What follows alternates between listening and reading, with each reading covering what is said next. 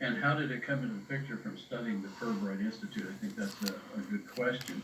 And very briefly, the property that the Fulbright Institute sits on and this satellite system also sits on is called the Cobit Hill Earth Station. And the property of the Cobit Hill Station in parliamentary records was controlled by this kinetic company that was set up in November of 2001.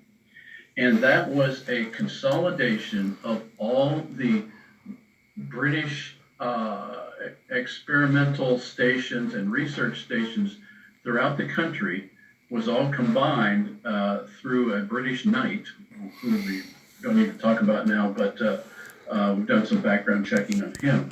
Anyway, he So that's all weapons and chemical consolidating all the research findings into one labs place. consolidated. That's always a danger in a government, isn't it? But then they took about 75% of that activity and, quote, privatized it through this kinetic company.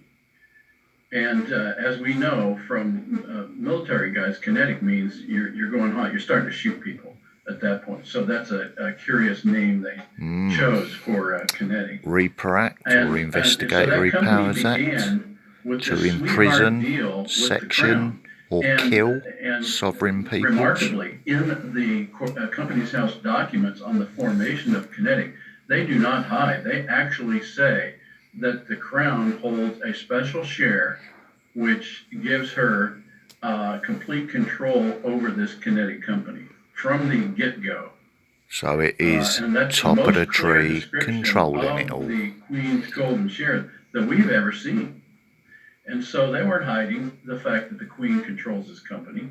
And going forward, then they started getting all of these funding facilities. So they started out with over $750 million of funding from 3 banks, which they don't identify. But from some of the records, they kind of let slip.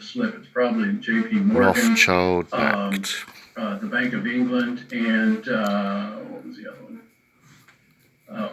Investec out of South Africa, which is Lord Mark Malloch Brown.